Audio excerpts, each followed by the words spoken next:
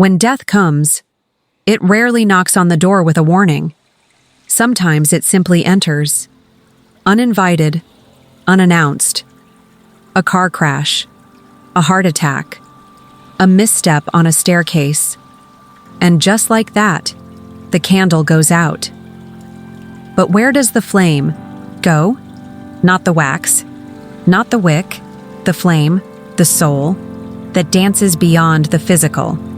What happens to it when death is sudden? You see, we humans live with the illusion of permanence. We tell ourselves, I'll do it tomorrow. I'll apologize later. I'll live fully when I have time. But what if tomorrow never comes? Let me tell you a story. Many years ago, in a remote village in the mountains, I met a woodcutter named Don. He was strong, humble, a father of 2. One morning, he left his home before sunrise to gather firewood. He kissed his children's foreheads, and that was the last time they saw him alive. A tree fell in an unexpected direction, gone, in an instant. The villagers asked me, where did his soul go? He was such a good man, so full of life. And I remember sitting beneath a Bodhi tree, looking up at the sky and saying this: death is not the end. It is a return, a homecoming, a transition from one room to another. You see, when the body dies, especially in a sudden moment, the soul experiences a kind of disorientation. Imagine waking up in a place you've never been before.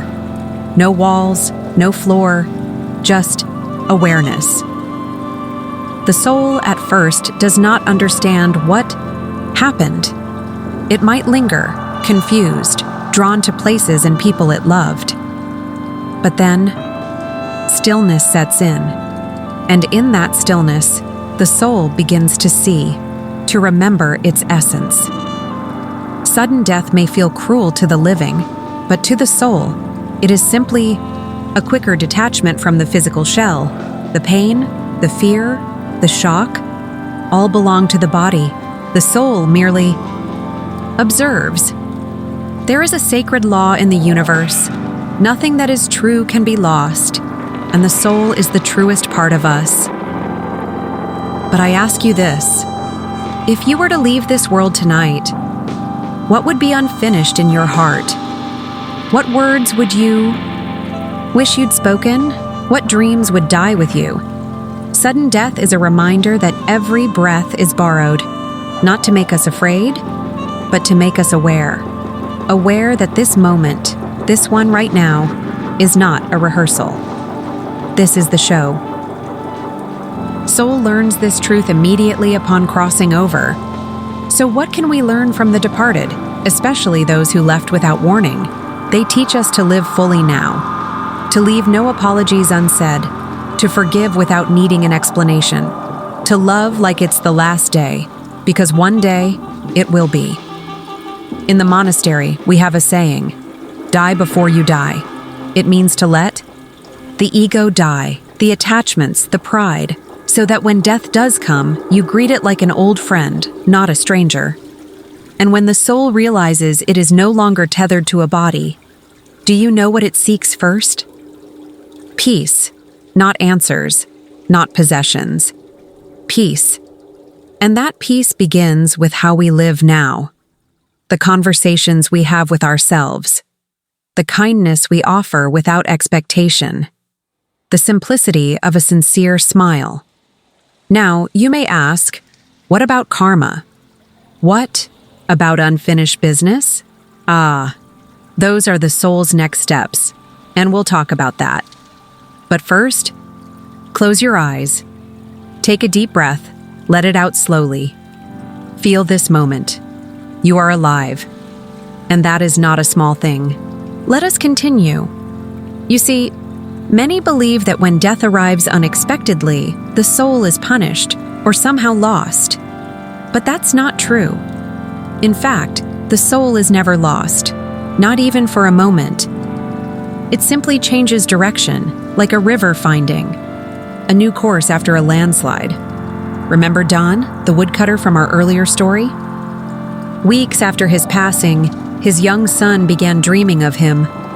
The child said, Father told me in my dream that he was watching the birds with me. You see, the bond of love transcends the body. The soul may leave the physical realm, but its echoes remain in dreams, in feelings, in the quiet moments when we feel their presence even though we cannot see them. So what happens in that in-between state, the moment right after the soul leaves the body? There is often a period of observation. It's as if the soul is reviewing a film of its life, not in the way we remember, but in the way others felt us. Every smile that healed someone, every word that hurt, every gesture that went unnoticed, suddenly seen. This is not punishment. It is understanding, a chance for the soul to learn without ego, without defense. You see, when death is sudden, the soul does not carry fear. We do. We, the ones left behind, project our pain onto the departed. We imagine them scared, alone. But, in truth, they are simply crossing a threshold. Now listen closely, because this is important. Not all souls transition at the same pace. Some pass over quickly, guided by higher beings, ancestors, or guardians. Others remain near for a little. Well, why? Because of attachments, an unspoken apology, a deep regret, a longing to see a child grow up. These emotions tether the soul briefly to the earth plane. They don't haunt, they linger. Like a gentle breeze that rustles the curtains before finally slipping out the window. This is why our prayers matter. Not for the dead, but for the soul's journey. When you speak the name of the departed with love, when you light a candle or whisper a prayer, you are not just performing a ritual. You are creating light on their path. In the monastery, we chant for 49 days after a sudden death. Why? Because tradition teaches that this is the window when the soul is choosing, learning, releasing. 49 days of light, 49 days of remembering. But here's something even more powerful. Your presence now, your awareness while you are still breathing, can influence what happens after death. How? Live truthfully. Live kindly. Live as if your soul will one day review every moment, because it will. I often meet people who say, "But I'm not ready. I haven't done what I came here to do." And I gently remind them, you were never meant to finish everything. You were meant to be present for what you were given. The soul does not measure success in wealth, titles, or fame. It measures your presence. Were you awake in your life? Did you love deeply? Did you grow from your mistakes? Sudden death, though painful for those of us left behind, is not a punishment for the soul. Sometimes it's a calling home, before the noise of the world can drown out the soul's purpose. Remember, my teacher once told me, the most awakened souls often leave swiftly, like a whisper in the wind, because they've done what they needed to do in silence. That silence is sacred. So if someone you loved left suddenly, do not ask why they left. Ask how you can honor their memory by living fully, because that's what they'd want. And if you wonder whether your loved one still hears you, the answer is simple. Love transcends the veil. It does not require a body to be felt. Speak to them. Sit in stillness. They will find you in the quiet. Next, we must speak of karma and how past lives influence the soul's journey after sudden death. We must understand what the soul carries and what it leaves behind. But we'll go there, gently.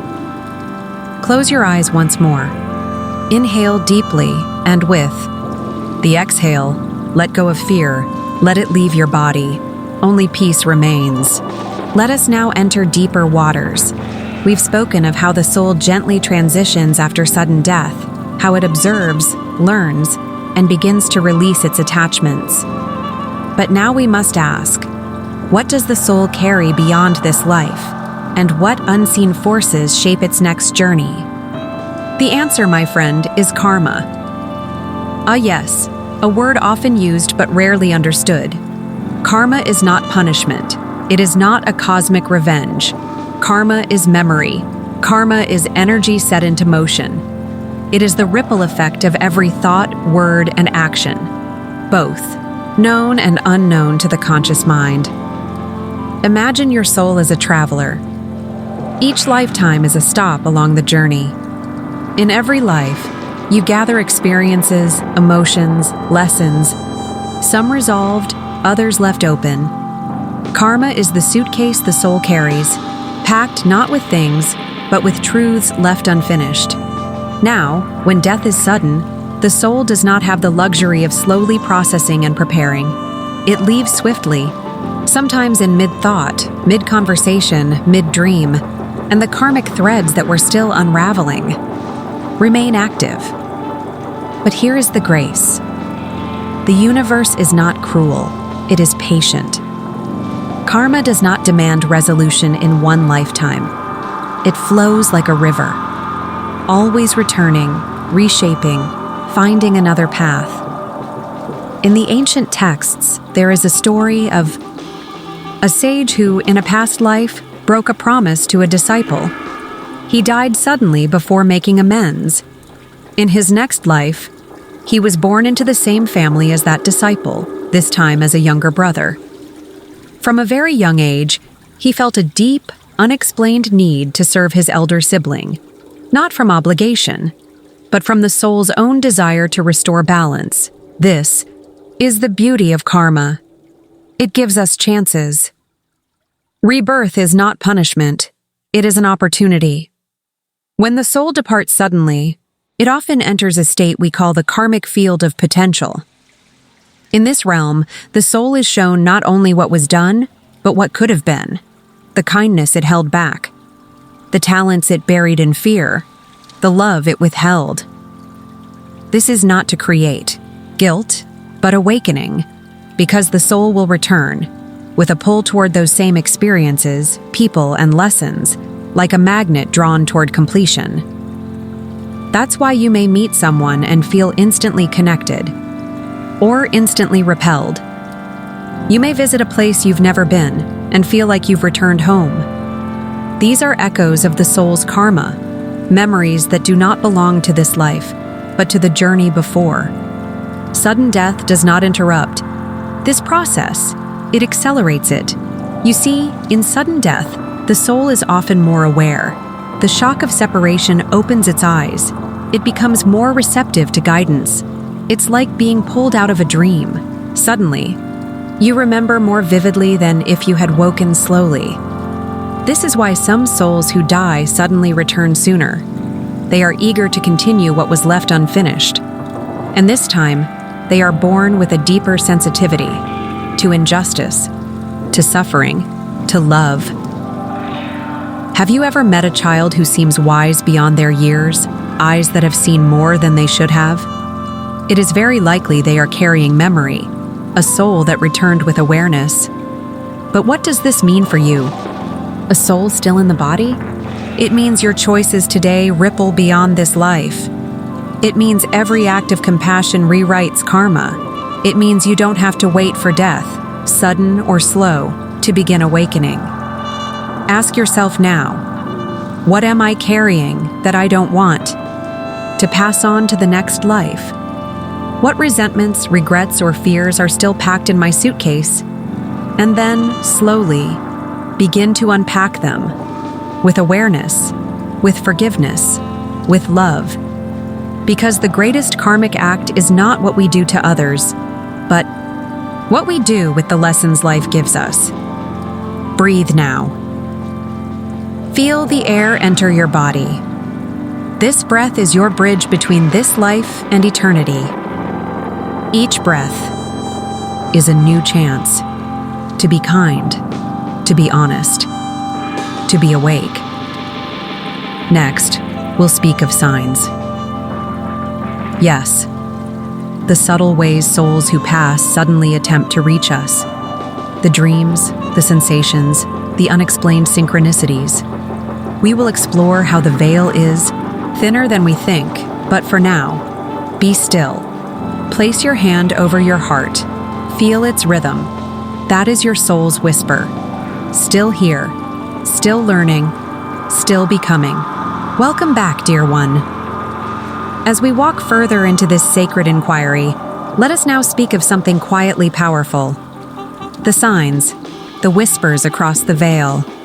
When a soul departs suddenly, often there's a deep longing, both in the soul and in those left behind, to reconnect, to say what was left unsaid, to feel their presence one more time.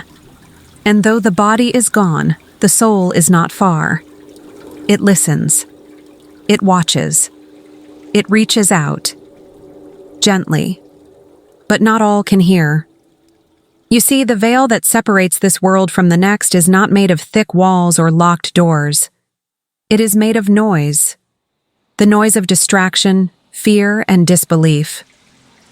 When you quiet your mind, you begin to notice things others miss. That song that plays at just the right moment. That bird that follows you on your morning walk. The flickering of a candle with no breeze. These are not accidents. They are invitations. I once knew a woman named Mira. Her husband passed away in a tragic accident. The grief consumed her. She stopped sleeping, stopped eating.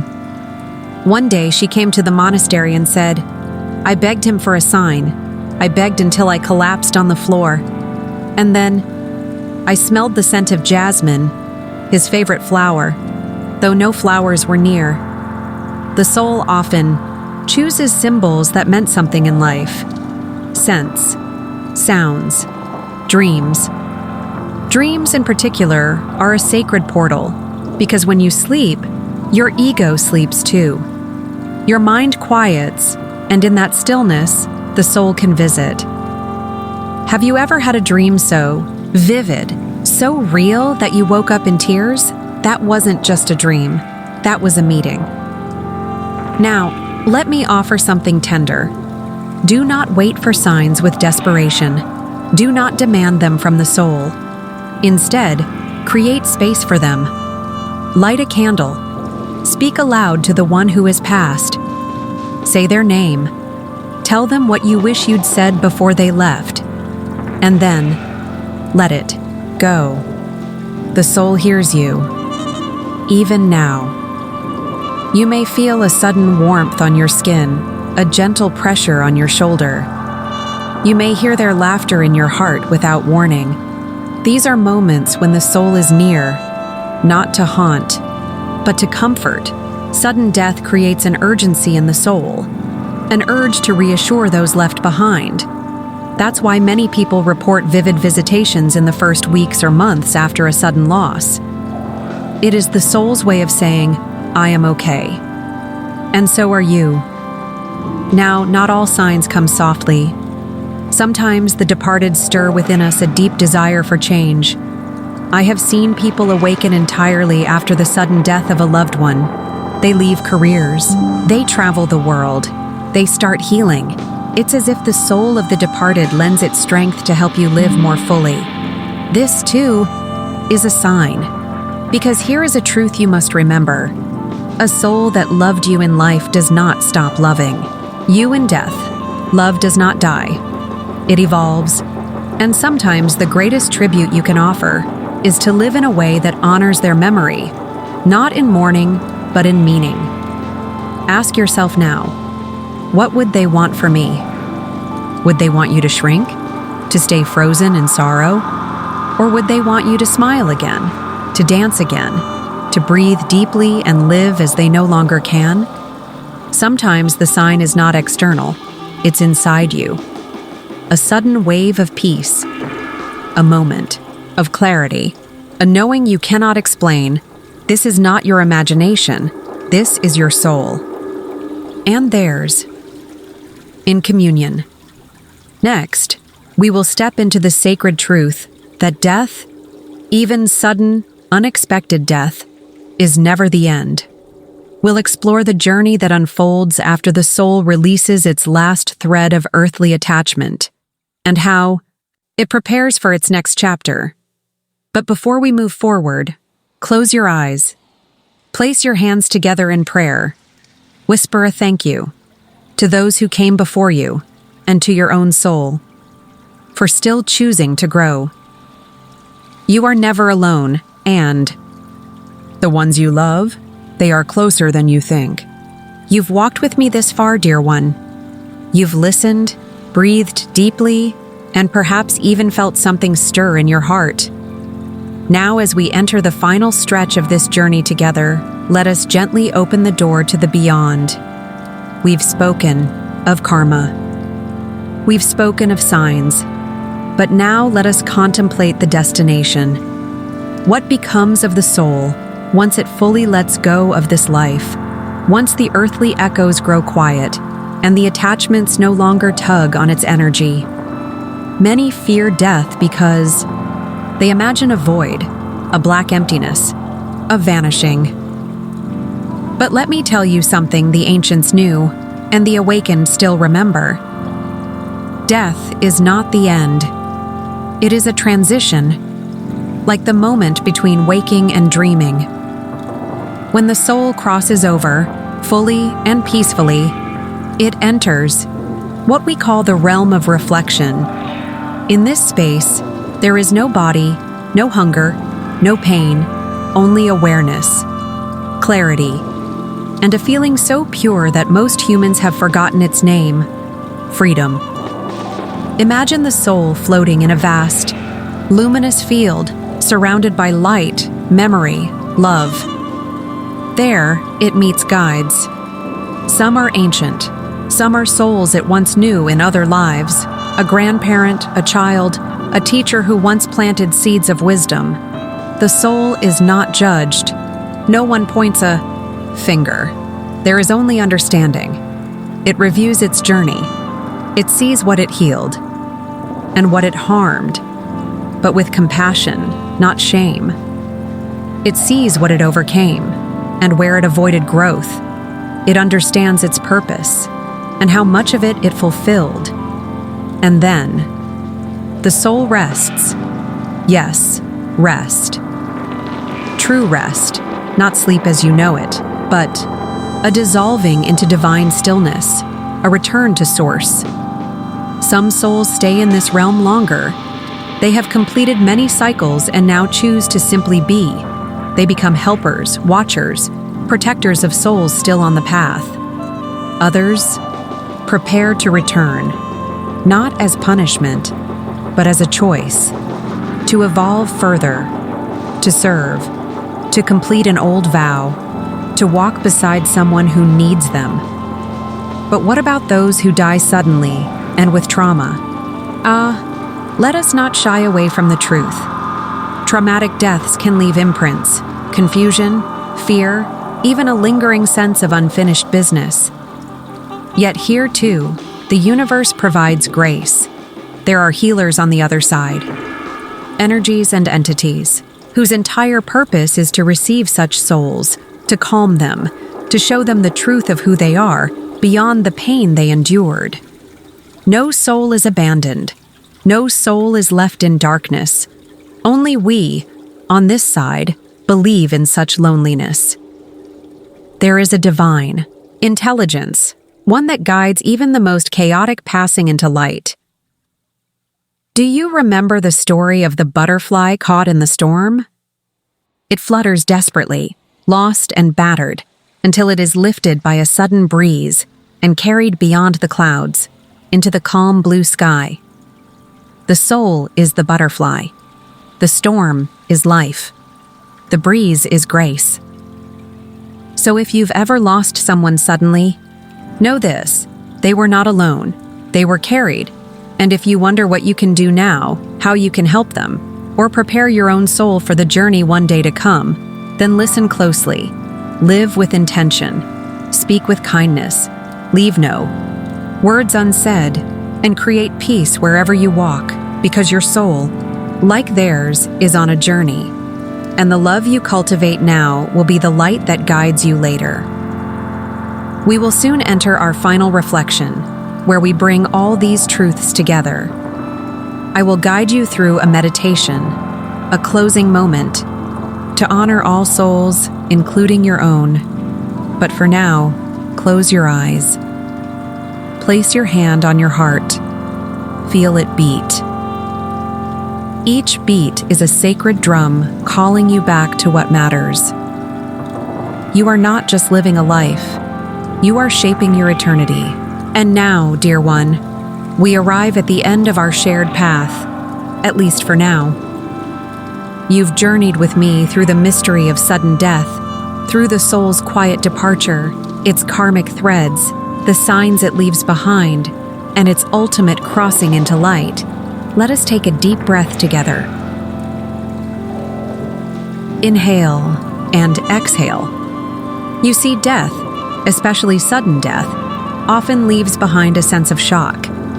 It interrupts plans, conversations, expectations, but it never interrupts the soul's journey. What seems sudden to us is often long prepared in the greater scheme of existence.